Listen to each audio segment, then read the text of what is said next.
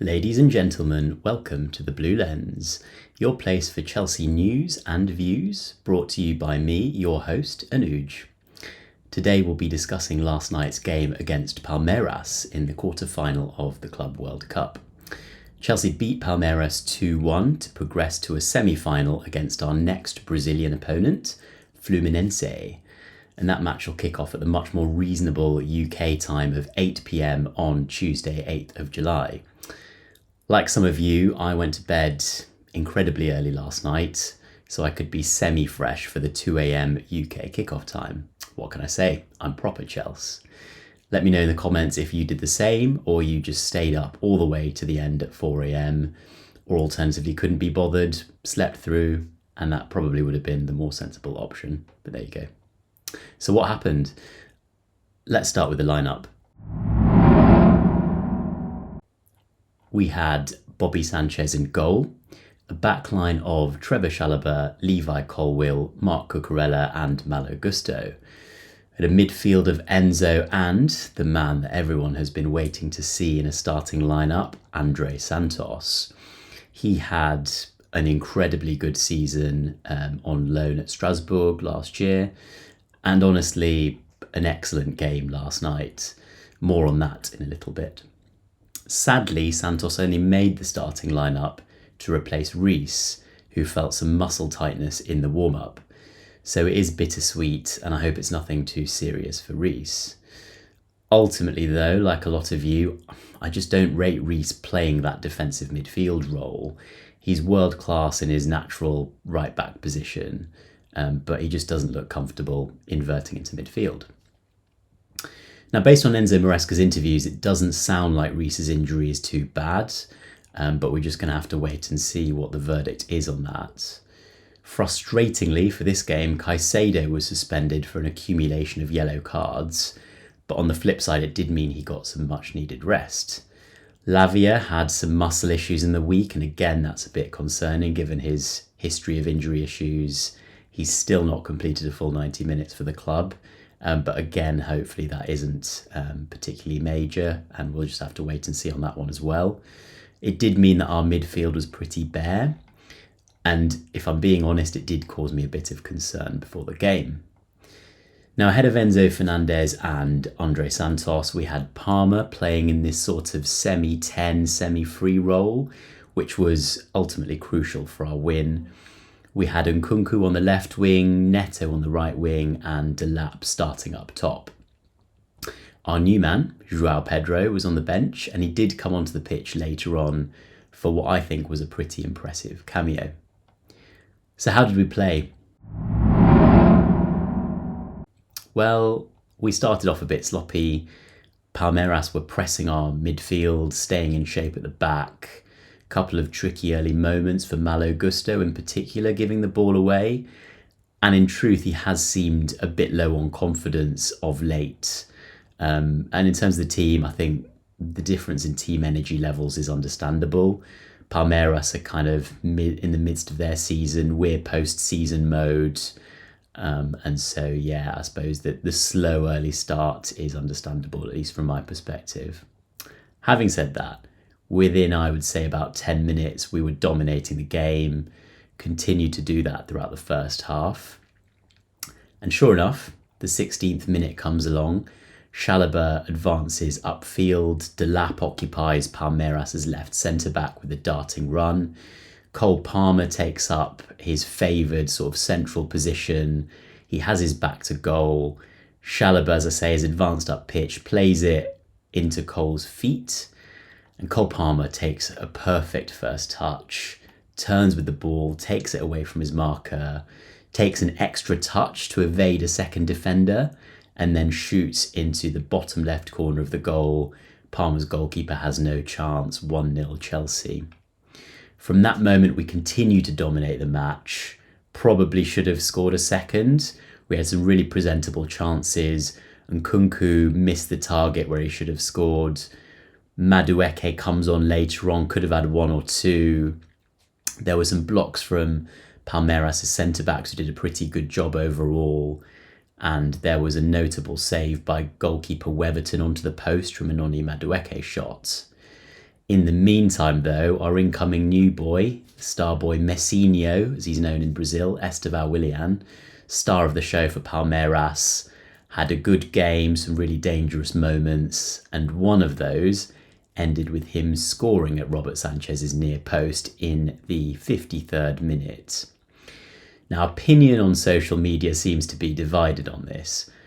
On the one hand, it was a great finish from Estevao. He dribbled past Colwill, struck the underside of the crossbar onto the foot of the far post before the ball goes in. On the other hand, as we all know, no goalkeeper likes to get beaten at their near post, and arguably Sanchez should have closed the gap much more than he did. My personal view is that Estevao managed to squeeze the ball into a channel that would be difficult for any keeper to save. Now, Sanchez's starting position is a bit further from his goal, and the reason he allows that space is because he takes that extra stride to prevent any tap-ins from a cross, which seemed in that moment the far more likely route for goal. So what I'm saying is I'm crediting Estevao for the goal and letting Sanchez off the hook because he was expecting the cross and probably, in a better position to cut out any sort of tap-in opportunities for Palmeiras' striker. After that moment, it's 1-1. We largely dominate the game again. There is a bit of kind of a basketball match going on, but we largely kind of control possession where we can. In the 83rd minute, we get a lucky own goal from Palmeiras' goalkeeper Weverton, following a deflected cross by Malo Gusto. Now, despite the deflection, I think this one really should have been saved by Weverton, and ultimately it was pretty poor goalkeeping. Gusto didn't have his best game, but all credit to him for getting forward, being industrious, and contributing massively to our winning goal. Now, by this point, as I mentioned earlier, both Noni Madueke and new boy Joao Pedro were on the pitch, and I'd say Pedro in particular had some really lively moments. He had 2 or 3 pops at goal, a couple of successful dribbles and layoffs, and he just seemed a really classy and powerful footballer.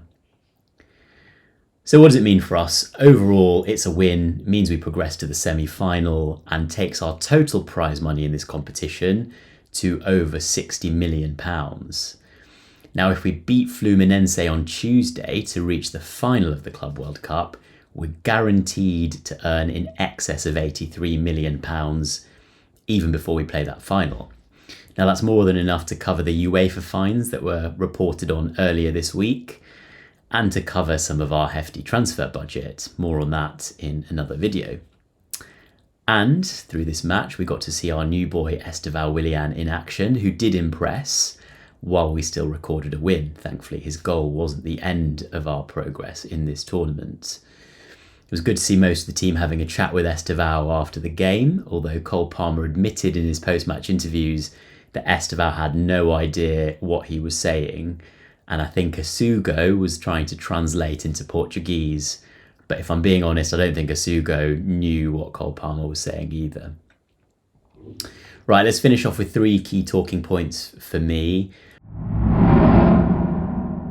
First, I'm going to start with André Santos.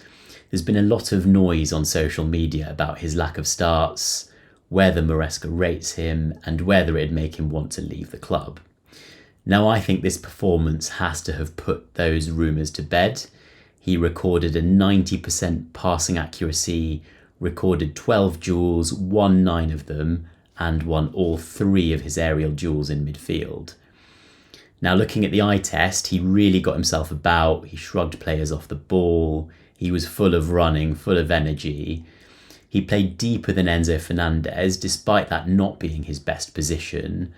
And the best compliment I can give to Santos is he made me forget at times that our best player, Moises Caicedo, wasn't on the pitch.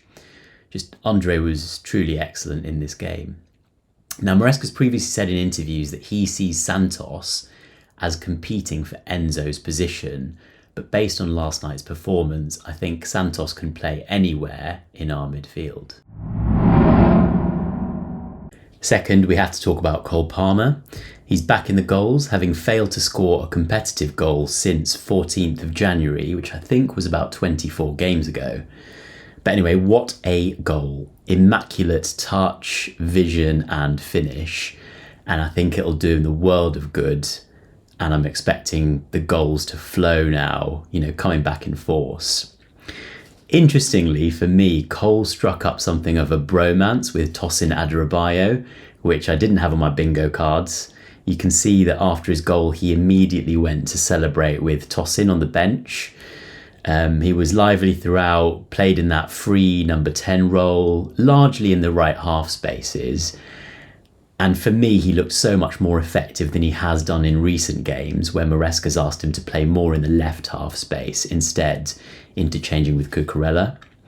I think the team as a whole played much better when Cole made those more central movements from that right half space, where he could dictate the pace and tempo of the game.